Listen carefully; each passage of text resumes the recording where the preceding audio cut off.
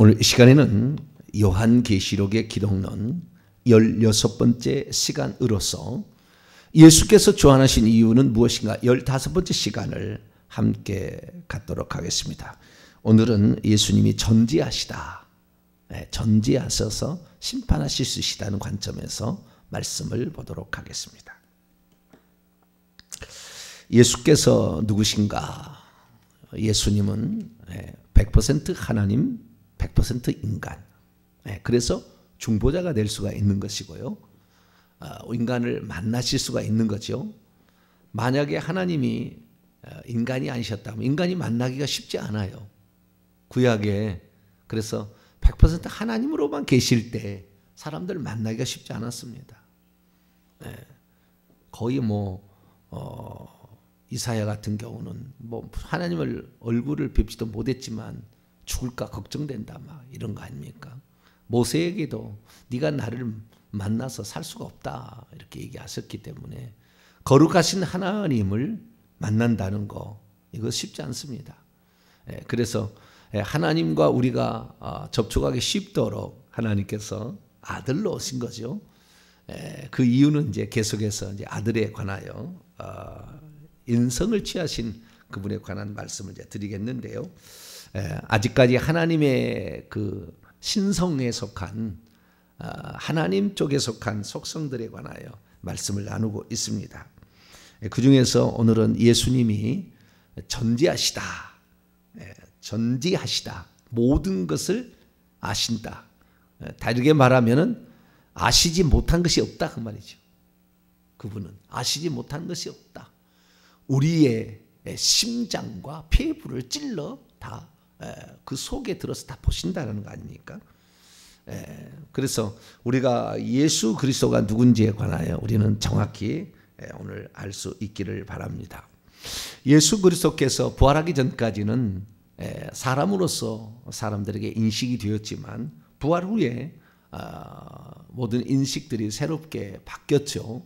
우리를 위하여서 사람을 취하신 것이죠. 원래 그분은 하나님이었다라는 것으로 생각이 바뀐 거죠.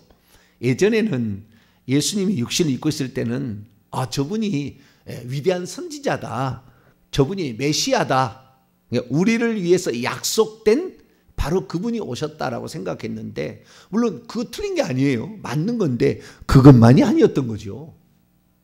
그래서 비로소 도마의 신앙 고백을 통하여 주 하나님, 나의 주, 나의 하나님, 주 하나님이라는 고백이 나오기 시작했던 것인데, 그러면 그 예수 그리스도께서 원래 어땠느냐? 원래 이분은 주 하나님, 한 분 하나님으로 계시다가 육신을 입고 아들로 오신 거죠. 그래서 이 하나님으로 계시다가 아들로 오신 그분, 그분이 인간의 모든 것들을 다 지배하시고 다스리시죠. 그래서 전능하신 분이라는 측면을 살펴봤고, 그분만 스스로 계시는 자존하신 분이었다. 그리고 영원토록 살아계신, 세세 무궁토록 살아계신 분이다 라는 사실까지 살펴보았고요. 오늘은 이제 그분이 그의 눈이 불꽃 같고 그의 발이 빛난 주석과 같다라는 두아디라 교회에게 자기를 소개하는 장면이 있어요. 이것은 하나님이 그렇게 쓰라고 그랬어요. 예수님이 그렇게 쓰라고 그랬거든요. 그러니까 자기 자신을 소개해 주는 거예요. 소개해 주는데 뭐라고 소개했느냐? 그의 눈이 불꽃 같고 그의 발이 빛난 주석과 같은 하나님의 아들이 이것들을 말씀하신다라고 이제 말을 하게 된 거예요. 그래서 하나님의 아들이라는 이 사실 자체가 사실은 하나님과 동일한 것을 뜻하는 말인데 낮춰서 표현한 거였죠. 정확히 말하자면. 그러니까 아들이라는, 하나님의 아들이라는 말을 유대인들이 들었을 때는, 나중에 요한복음 강의에 나가겠습니다. 하나님의 아들이다 예수님 얘기할 때 그래서 죽이려고 했다고, 참남하다고. 요한복음 5장에 보면은 그래서 죽이려고 했다고. 왜? 네가 인간인 주제의 아버지와 하나님과 동일하다고 하니 신성모독죄를 지었다 이렇게 얘기한 거예요. 그러니까 우리는 하나님의 아들이다라고 보통 우리가 생각했을 때 우리 어떤 그 기독교적인 생각, 개신교적인 생각, 천주교적인 생각부터 원래 나온 건데, 생각할 때는 아버지보다는 좀 못하신 분이다. 왜 이렇게 각인이 됐냐면 천주교에서 꼭 예수님을 표현할 때 성모 마리아의 아기처럼 표현을 하는 거예요. 항상. 성모 마리아의 품에 있는 성모 마리아가 더 뛰어나다는, 훌륭하다는 거잖아요. 그럴 때 기도해야 잘 응답이 된다는 거잖아요. 지금도 성모 마리아에게 빌잖아요. 그들은. 그게 세상의 바벨론 종교, 세미라미스라는 바빌론 종교의 세미라미스가 단무스를 안고 있는 그 모습을 그대로 갖다가 교회도 그대로 써버린 거예요.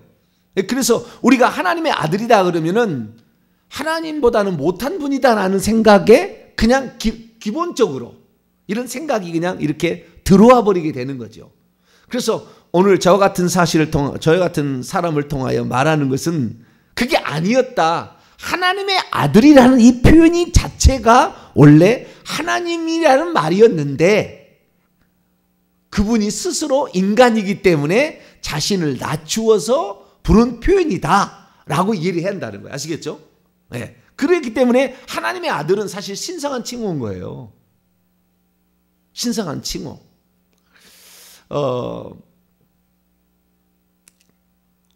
우리가 이렇게 생각해 볼 수 있어요. 아들이다. 그러니까 새끼다라면 좀 이상한데요. 좌우지간. 아들이라는 말이 새끼다라는 말이잖아요. 그 송아지가 새끼를 낳으면은 소가 새끼를 낳으면 송아지가 되죠. 말이 새끼를 낳으면 망아지가 되는 거잖아요. 개가 새끼를 낳으면 강아지고, 이건 좀 안 좋은 표현입니다만은 내가 아지 때문에 쓰려고 하는 거예요. 아지라는 말을 왜 쓸까요? 아지라는 것은 작다, 귀엽다 그런 뜻이에요. 아지라는 말이 들어가면, 우리나라 말입니다. 아주 독특한 말인데 아지라는 말은 작다, 귀엽다 그런 말이에요. 그래서 소가 새끼를 낳으면 송아지가 되게 되는데 아지를 붙여갖고 되는데 그 이응이 더 들어간 거죠. 여기는 송아지가 되는 건데 송아지도 소죠. 망아지도 말인 거예요. 아지가 붙으면은 좋지 않은 말로는 강아지는 별로 안 좋은 말이고 싸가지도 그래요. 싹 있는데 싹 중에서도 아주 작고 귀여운 것은 싸가지예요. 이건 안 좋은 말이에요. 근데 안 좋은 말이 하도 우리가 붙어가지고 아지란 말이 원래 좋은 말이었는데 안 좋은 말에 붙어가지고 우리는 욕설 비슷하게 써버리기 때문에 그래서 우리가 좀 못 씁니다만은 어쨌든 싹도 싹인 것이고 말도 망아지도 말인 것이고 송아지도 송 거예요. 하나님의 아들, 하나님 아지는 하나님인 거예요.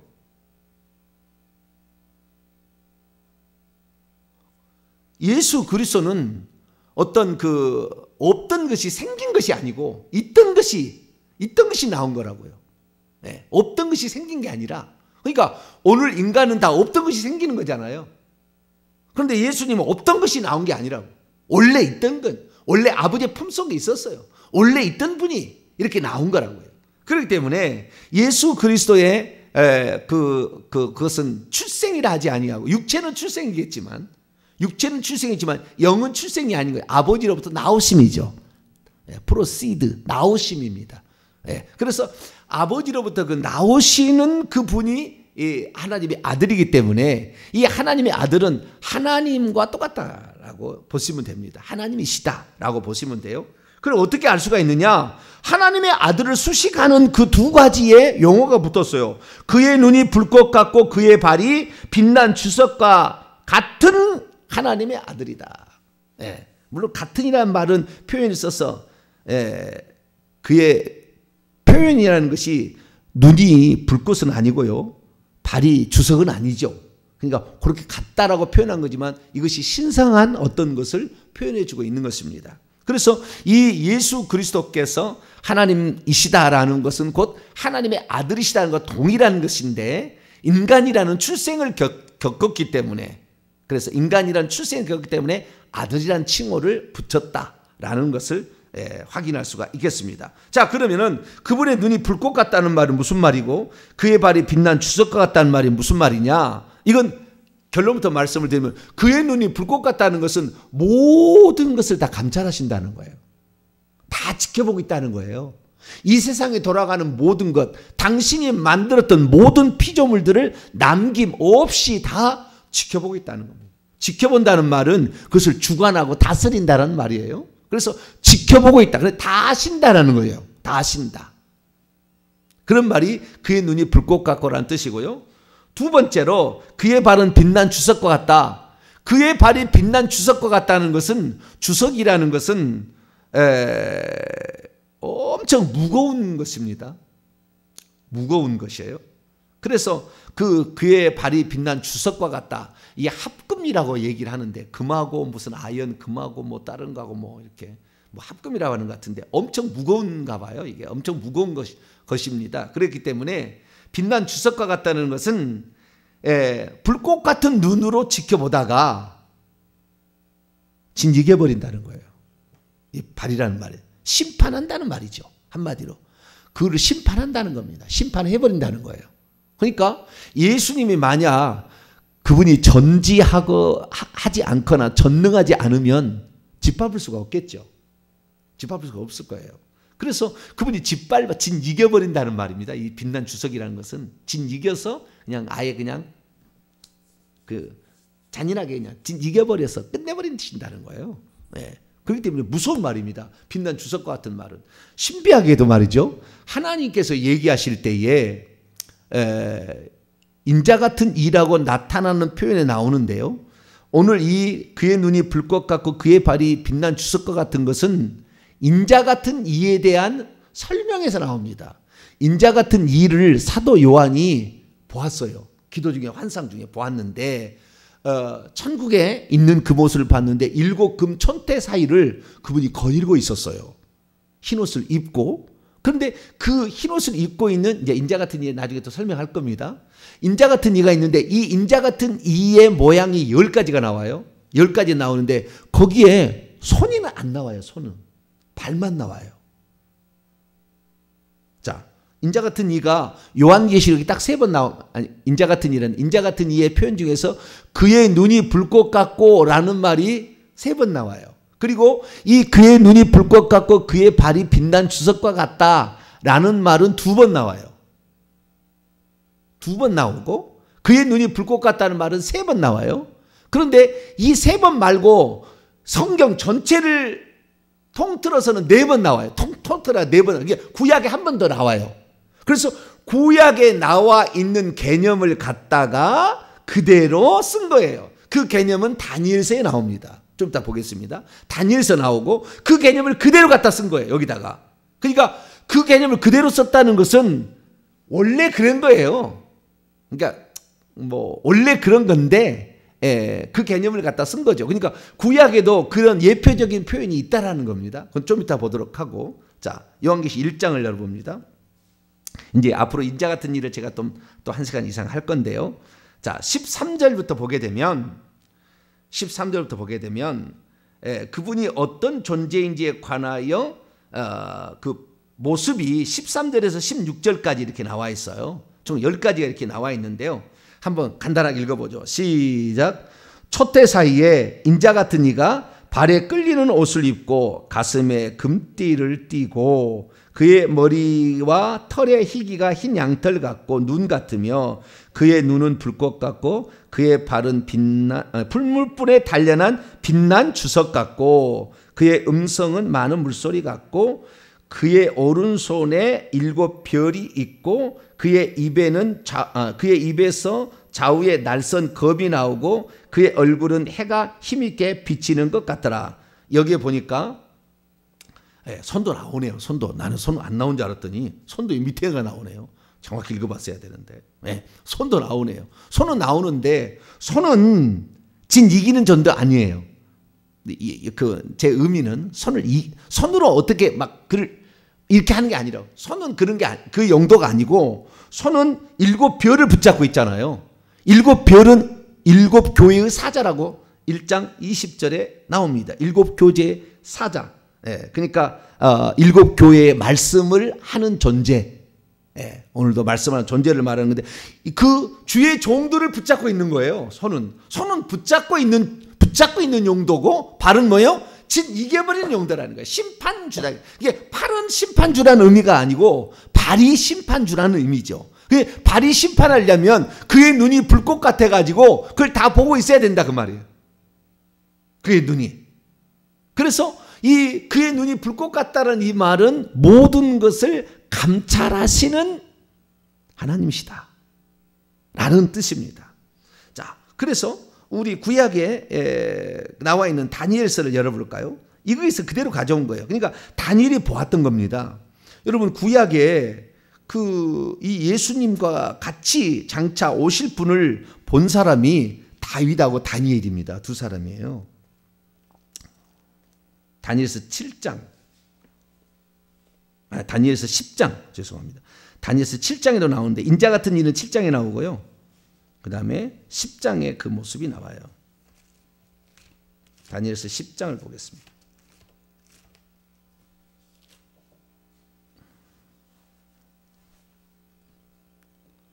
다니엘서 10장 5절부터 6절까지 말씀 봅니다. 이것이 이제 다니엘이 히데길 강가에서 본 환상입니다. 히데길 강가에 본 환상인데요. 그때에 강 이쪽 편과 강 저쪽 편에 가브리엘과 미가엘이 서 있고 강 위에 저 강 북쪽 강 상단 쪽에 강 위에 둥둥 떠 있는 분이 있었어요. 그분을 지금 표현하는 거거든요. 그분을 표현하는 건데 그분이 사람처럼 생겼다라는 거예요. 5절 6절입니다. 읽습니다. 시작. 그때에 내가 눈을 들어 바라본 즉 한 사람이 세마포 옷을 입고 흰 세마포 옷을 입었고 그의 허리에는 우바스 순금띠를 띠 아까 금띠를 띠었다고 했죠. 금띠를 띠는데 우바스 순금이라는 것은 우바스에 나오는 순금이 최고로 순금이 좋은가 봐요. 그러니까 우바스 순금띠를 띠었더라. 또 그의 몸은 황옥 같고 그의 얼굴은 번갯빛 같고 그의 눈은 횃불 같고 그의 팔과 발은 빛난 놋과 같고 그의 말소리는 무리의 소리와 같더라. 아멘. 예, 여기에 보니까 그의 눈이 횃불 불꽃 같고 그의 발은 빛난 놋과 같고 이게 똑같은 말인데 표현을 이렇게 했을 뿐입니다. 그래서 여기에 있는 표현을 그대로 갖다가 쓴 거예요. 그러니까 이 모습을. 그러니까 일종의 다니엘은 장차 오실 그 하나님이 인간에 오실 때는 어떤 곳으로 오셔서 일하실지를 미리 내다본 사람이죠. 다윗도 그렇고. 그걸 직접 형상으로 나타날 때는 인간으로 나타난 것을 본 거예요. 다니엘하고 다윗이. 왜? 하나님은 시간 밖에 계시잖아요. 이미 구약 때 다 예수님이 계셨잖아요. 네, 하나님 시간 밖에 계시는 거니까. 그래서 언제라도 이 일을 하실 수가 있는 거죠. 예, 이것은 한 번 하나님이 하시는 건데 아직 아들로 나타나진 않았지만 예, 그 한 분 하나님께서 일하실 때 그런 모습으로 온다는 것을 다니엘에게 보여준 거죠. 그래서 장차 사도 요한이 예수님을 보게 될 때 그렇게 하나님이 나타나신 적이 있지 한 분 하나님이 이분이 이제 진짜 실체가 되어서 오셨구나 라는 것을 알도록 하기 위해서 그런 거죠. 그래서 인자 같은 일하는 것도 다 다니엘서 나중에 또 이제 또 다음 시간에 보겠지만 이 다니엘서 7장에 나오는 개념을 그대로 가져왔어요. 가져왔는데 인자 같은 이의 모습을 보니까 그의 눈이 불꽃 같고 그의 발이 빛난 주석과 같는데 이것을 요한계시록 2장 18절에는 하나님의 아들이라고 했다는 거예요. 그러니까 하나님의 아들이라는 것은 주 하나님 자신에 대한 표현이다. 이렇게 봐야 된다라는 것을 여기서 말해주고 있다는 겁니다. 그래서 그의 눈이 불꽃 같다. 예, 이 사실 자체가 그는 모든 것을 알고 계신다는 거죠. 기왕 구약 나왔으니까 비유적 표현을 한번 볼까요? 자, 시편 11편.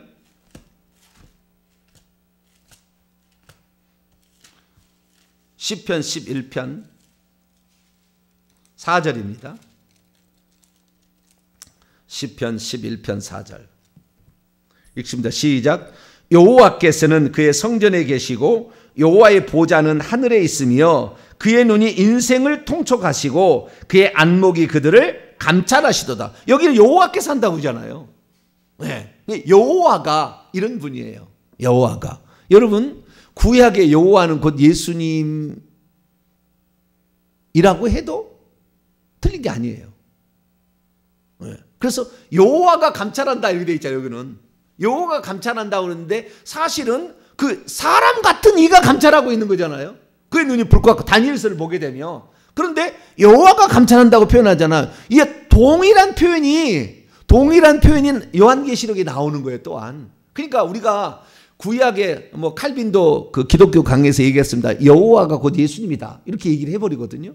그러니까 여호와가 예수입니다. 이렇게 얘기를 하는 것은 오늘날의 삼위일체론적인 정의를 보면은 그 말은 틀린 거예요. 왜냐하면은 다르다고 얘기를 해야 되니까. 하나님으로서는 같다 얘기해야지 여호와가 예수입니다 얘기하면 안 되거든요. 네, 삼위일체적인 표현을 쓴다면은. 그런데 여호와가 예수입니다. 칼빈도 얘기를 하는 거예요. 그래서 우리가 정확한 성경에 알려면 구약에 나타나는 여호와는 한 분 하나님이 구약에 여호와로 나타나셨구나. 한 분 하나님이 신약에는 예수님으로 나타나셨구나. 이렇게 이해하면 훨씬 더 편하게 이해할 수 있는 거예요. 그 증거는 자, 그의 눈이 불꽃 같다라는 말을 다시 돌아옵니다. 2장 의미를 조금 더 요한계시록 2장을 살펴보고 넘어가도록 하죠. 그의 눈이 불꽃 같다는 것은 그의 모든 것을 다 안다는 거예요. 두아디라 교회에 속한 모든 것을 다 속속들이 다 안다. 이거 다 안다. 다 안다는 거예요. 그럼 뭘 아는 거냐? 이세벨이라는 여자가 우상을 숭배하게 하는, 그러니까 우상의 제물을 먹어도 되고 우상 숭배도 관계없다. 우리는 예수 그리스도를 믿으니까 그 영지주의처럼 죄를 우리는 한 번 구원받았으면 영원히 구원받았으니까 죄를 지으면 형식만 있는 거지 죄는 아니다. 이런 식으로 표현하는 것처럼 그렇게 하는데 내가 다 너를 다 꿰뚫고 있어. 너 그렇게 하면 너 죽는다. 지금 그러는 거예요. 너 죽는다. 그런데 그래서 주님께서 그 불꽃 같은 눈으로 감찰하셔서 그 여자에게 가르쳐 주셨음에도 불구하고 그 이세벨이라는 선지자 역할을 하는 이 양반이 두아디라 교회 어떤 지도자인데 그 지도자인 이가 어떻게 얘기를 하고 있냐. 이게 여러분 두아디라는 들이라고 돼 있어요. 그래서 복수적으로 여러 주의종들이 있었나 봐요. 그래서 이 두아디라 들에 있는 그 여자가 그렇게 하면 너 안 된다 그래가지고 몇 번을 그에게 성령으로 깨우쳐 주셨으나 그 깨우침을 받고도 고치지 않은 거예요. 그러니까 어떻게 되냐면은 21절 보세요. 내가 그녀에게 회개할 기회를 주었으되 자기의 음행을 회개하고자 안 했어요. 음녀가 되는 거죠. 음녀가. 돈과 타락하는 거잖아요. 돈을 벌기 위해서는 어쩔 수 없으니까 그건 국가의 의례다. 뭐 아니면은 그 어떤 그 공동체 의식이다. 그런 식으로 표현해가지고 괜찮다 한 거죠. 그런데 그것이 잘못됐다는 거예요. 너가 잘못됐다는 거예요. 그래서 너가 만약에 그걸 안 고치면 22절에 너를 침상에 던져서 너를 반드시 너가 더 이상의 그 활동을 못하게 되면 만들어버리겠다. 이 침상이라는 것은 영적으로 조금 표현한다면은 침상에서 음행을 저지르잖아요. 그 표현인 겁니다. 네가 음행하는 것처럼 영적인 침상에 너를 던져서 너는 완전 폐인되게 만들겠다라는 거죠. 너는 더 이상 영적인 일을 할 수 없는 팽이를 만들어버리겠다. 그런 거죠. 침상에 던질 처예요. 그것이 육체적으로 오겠지만 병이. 그 다음에 너와 간음하는 자들도 마찬가지로 그들의 행위를 회개하지 않는다면 큰 환난 안에 던지겠고 그래도 만약에 회개치 아니한다면 23절에 내가 사망으로서 그의 자녀를 살해하겠다. 영적인 육적인 자녀 다 표현하겠죠. 그의 가르침을 따라가는 영적인 자녀도 죽여버리겠다는 것이고요. 그 다음에 실제 육신의 자녀도 죽여버리겠다는 거예요. 그러니까 이것을 얘기하면서 주님이 뭐라고 했냐. 23절 모든 교회가 읽습니다. 시작. 모든 교회가 나는 사람의 뜻과 마음을 살피는 자인 줄 알지라 내가 너희 각 사람의 행위대로 갚아주리라. 그래서 여기에 각 사람의 행위대로 갚아주려면 심판하시려면 모든 것을 다 살펴야 되잖아요. 그래서 사람의 뜻과 마음, 콩팥과 심장을 다 살피는 자인 줄 너희들이 알아라. 다 불꽃 같다는 말이 그 말이죠. 그 다음에 너희의 행위대로 갚아준다는 말은 빛난 주석과 같아서 심판하신다. 심판이 꼭 짓밟는 것만 아니겠지만 손으로도 상을 주시겠지만 발을 의미할 때는 상당히 나쁜 쪽입니다. 그러니까 악을 멸하는 쪽이에요. 그래서 나중에 이기는 자들 26절에 들어가게 되면 이기는 자와 끝까지 내 일을 지키는 그에게는 만국을 다스리는 권세를 주니 그가 철장을 가지고 그들을 다스려 질그릇 깨뜨리는 것 같이 하리라. 철장 권세로 어떤 이겨버리겠다라는 어떤 그런 표현을 이렇게 쓰게 된 겁니다. 그래서 이 서두에서 예수님이 자기를 표현할 때 나는 어떤 존재다. 매 교회마다 7교회마다 얘기를 하거든요. 근데 그것은 그 교회에 딱 맞는 그 얘기를 하는 거예요. 내가 가만두지 않겠다라는 그 말이잖아요. 가만두지 않겠다. 그러나 반대도 있습니다. 그러나 내가 불꽃 같은 눈으로 보기 때문에 그런 여자의 가르침을 따르지 아니하고 세상의 돈 욕심 따르지 아니하고 신앙의 순결을 지킨다. 그런 자에게는 반드시 복을 주겠다라는 거잖아요. 그건 또 반대가 있잖아요. 그래서 24절 25절 보면 두아디라에 남아있어 이 교훈을 받지 아니하고 소위 사단의 깊은 것을 알지 못하는 너희가 있는데 너희에게 말하니 다른 집으로 너희에게 지울 것은 없다. 너희에게 있는 것을 내가 올 때까지 굳게 잡고 있으라. 그 믿음을 굳게 잡고 있고 또한 그렇게 해서 고통을 받더라도 천국에 가면 의의 면류관 생명의 면류관을 그것을 붙잡고 있어야 된다. 만약에 너희들이 여기서 다시 무너져서 타협을 하고 이렇게 가게 된다고 한다면 그건 받을 수 없다는 거예요. 그래서 두아디라 교회하고 사대라고 여기했을 때는 두아디라 길 사대들이라고 얘기하므로 그 신앙의 노선이 두 노선이 있음을 교회 안에 두 가지 노선을 이세벨을 따라가는 자가 있고 끝까지 지조를 지키는 자가 있어요. 사대교회도 마찬가지입니다. 죽었다 해서 완전히 죽었어요. 살았다 이름을 가지고 죽었지만 흰옷을 입고 다니는 몇몇이 있었어요. 그렇지 두 부류가 있는 거예요. 우리 현재 교회도 마찬가지입니다. 모든 교회가 두 부류가 있는 거예요. 결국에 그 음료를 따라가서 세상의 돈과 물질과 쾌락을 추구해서 적당히 타협해서 사는 존재가 있고 그러지 않은 두 부류의 존재가 있는데 우리 주님은 다 불꽃같이 그것을 보고 있다라는 거예요. 여러분 절대 신앙에 흔들지 말고 우리 주님이 다 보고 갚아주시니까 여러분들 억울한 일 있어도 잘 참으시고 행한 대로 요한계시 22장 12절이죠. 나는 내가 석기오리니 내가 줄 상이 내게 있어 내가 일한 대로 갚아주리라. 그러듯이 우리가 주님께서 갚아줄 그날을 기대하며 가야 됩니다. 그런데 제가 아까 여호와가 곧 예수입니다라고 말할 수밖에 없는 또 하나 이유가 여기에 나오는데요. 그의 눈이 불꽃 같다라는 것을 그러면은 자 예수님께서 천국에서 지금 보좌에 앉아 계시잖아요. 그의 눈이 불꽃 같다라고 하잖아요. 그의 눈이 불꽃 같은데 그러면 그의 눈이 이렇게 보나요? 사람들 이놈 보니까 여기 권사 여기 집사 여기 그런데 그 교회가 한두 개 아니잖아요. 예수 믿는 사람이 한 지금 3분의 1 되니까 한 30억 20억 됐잖아요. 그러면 20억을 CCD 카메라라고 보세요. CCD 카메라면 딱 찍고 있잖아요. 이렇게 찍고 있잖아요. 지금 이러나요? 한번 생각해 보시라고. 그 눈이 불꽃 같다는데 CCD 카메라로 찍고 있다는데 어떻게 그것을 하고 있느냐 라는 것을 우리가 한 번쯤 생각해 봐야죠. 그냥 그렇다고 하니까 그러려니 이렇게 끝나는 게 아니라 어떻게 그의 눈이 불꽃 같길래 이글이글 불꽃 같길래 그걸 다 하느냐 그것을 표현을 해놨어요. 요한계시록에는. 그래서 우리가 이렇게 감찰하고 있구나 하는 걸 알아요. 자 요한계시록 5장을 열어봐 봐요. 드디어 5장 6절 이제 이거 성령에 대한 강의가 들어왔어요. 성령으로 넘어갑니다. 여호와가 예수님이고 예수님이 성령님이에요. 한마디로. 자 6절입니다. 시작. 내가 또 보니 보좌와 네 생물과 장도들 사이에 한 어린 양이 서 있는데 일찍이 죽임을 당한 것 같더라. 그에게 7 뿔과 7 눈이 있으니 이 눈들은 온 땅에 보내심을 받은 하나님의 7 영이더라. 예수님이 이제 일찍 죽임을 어린 양 인성을 갖추신 분이야. 또 나중에 또 그렇게 설명하겠지만 그 어린 양이신데 어린 양에는 7개의 뿔이 달렸고 7개의 눈이 있대요. 상징이죠. 그러면은 흉측하는 거니까 상징인데 뿔이라는 것은 권세를 상징한다고요. 뿔은 들이받아버리잖아요. 그래서 다니엘서에 나오는 거예요.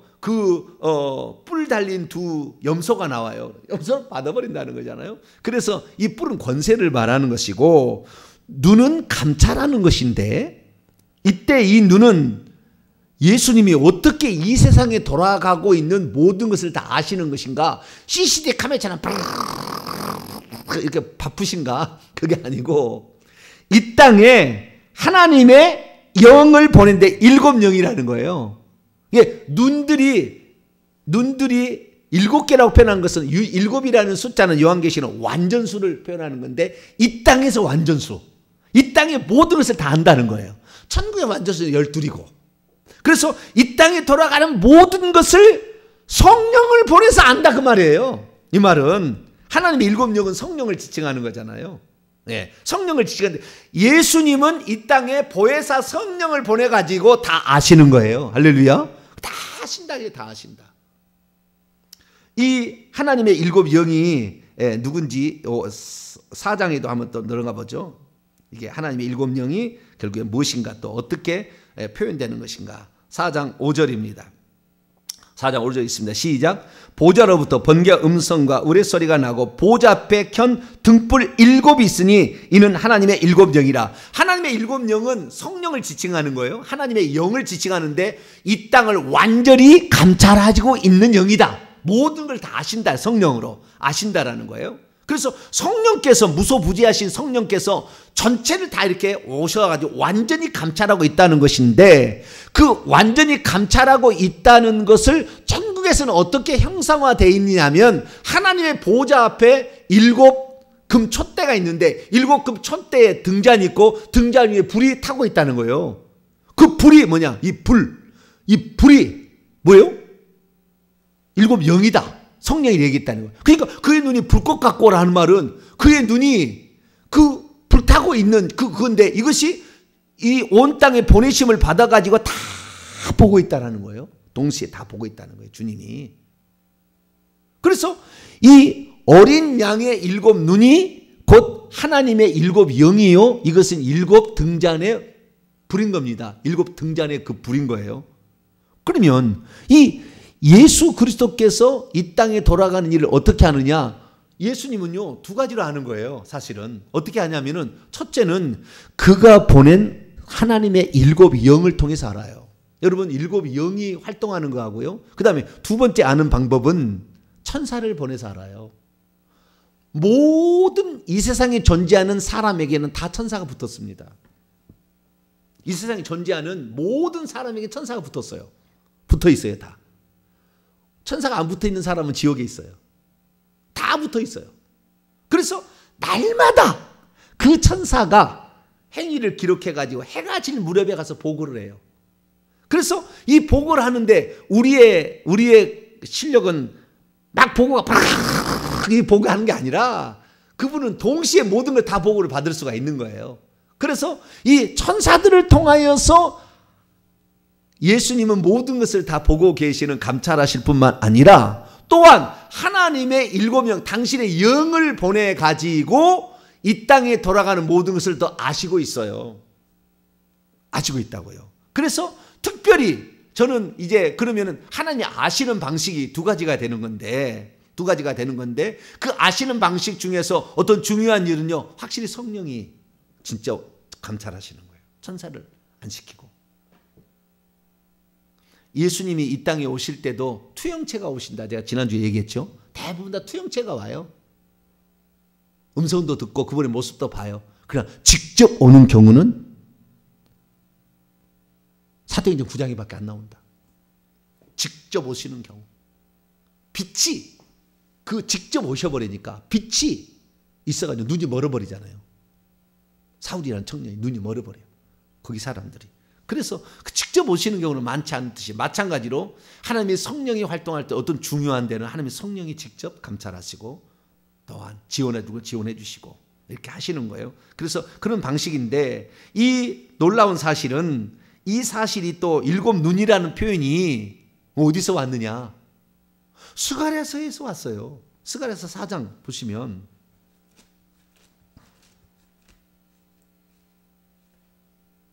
학개, 스가랴, 말라기죠. 스가랴 4장에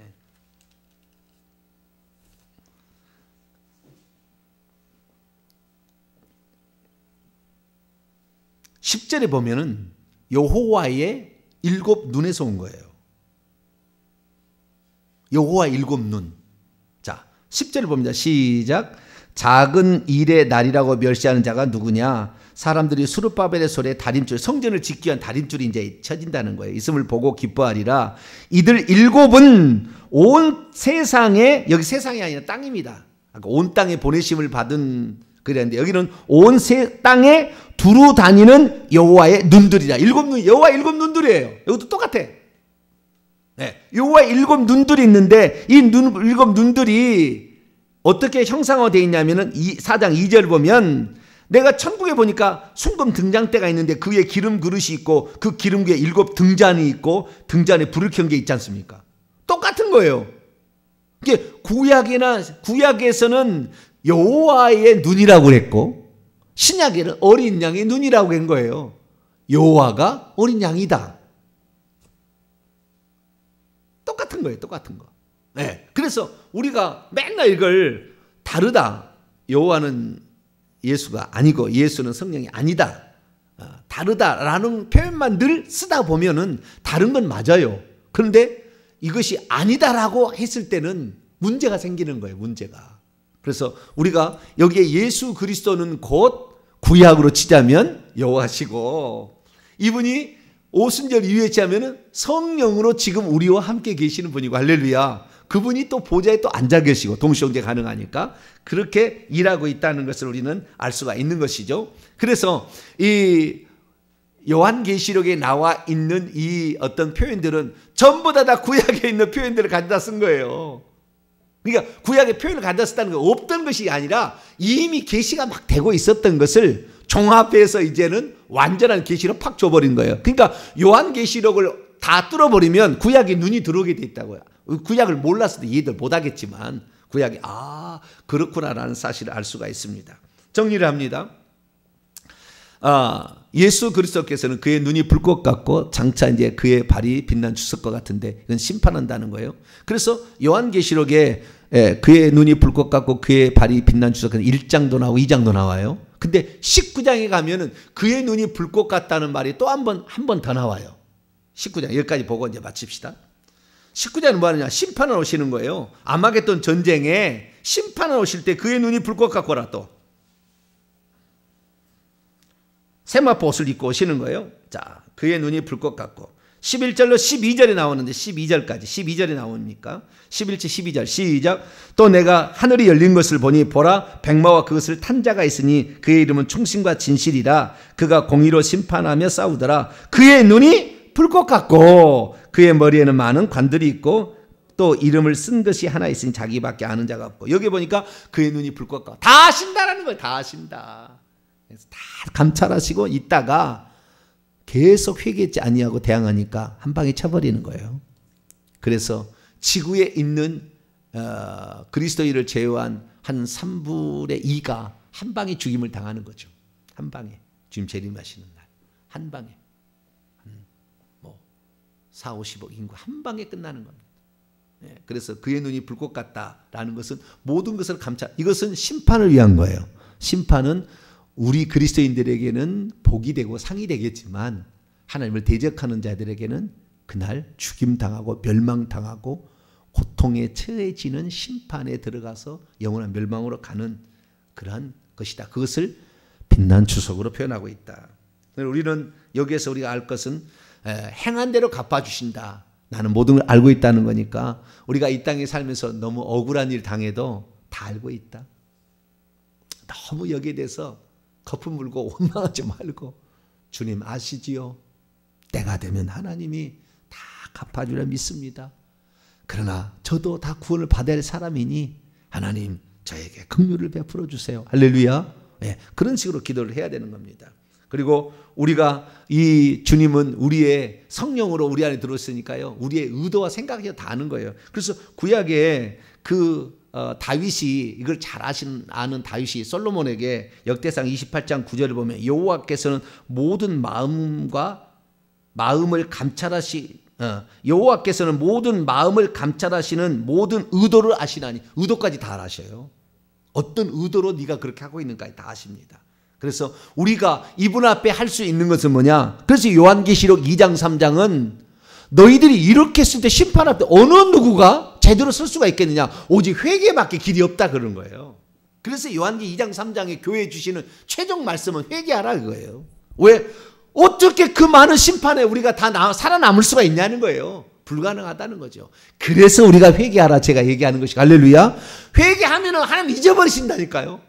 네, 그래서 어떤 죄를 지었더라도 하나님께 회개하셔서 우리가 심판받을 것들은 회개하셔가지고 없애버리시고 상 받을 것만은 남기셔서 그래서 천국에 들어갈 때 너는 상 받을 것밖에 없다. 주님께서도 그것을 뭡니까?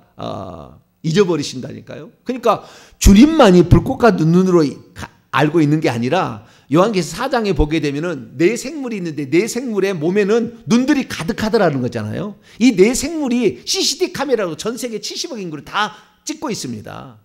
이걸 천사를 통해서 보고를 받아서 또 행위책에 기록하지만, 그러니까 천사를 통해서 보고받아서 행위책에 기록한 것도 있고, 그 다음에 네 생물이 다 CCTV 카메라로 다 찍는 것도 있고, 주님께서 불꽃 같은 눈으로 그 다음에 이 성령을 이 땅에 보내가 다 보고 있는데 이 삼중장치에 안 걸린 사람이 없어요. 그러니까 우리가 할 수 있는 건 뭐예요? 회개밖에 없다. 주여 이 잘못을 이 어리석음을 주님 내 속마음으로 이랬는데 용서해 주세요 라고 이렇게 회개하심으로 천국에 갔을 때 심판할 건 없어지고 상 받을 것만 많이 남기는 저와 여러분 되시기를 간절히 바랍니다. 그러고 하신 하나님 감사합니다. 예수님이 전지하신 심판주라는 것을 다시 한번 알게 하여 주시니 감사합니다. 주님 앞에 섰을 때 부끄럽지 않도록 날마다 잘못된 것은 회개하고 칭찬들을 많은 일을 준비할 수 있는 저희들 되게 해 주옵소서. 우리 주 예수 그리스도의 이름으로 기도하옵나이다.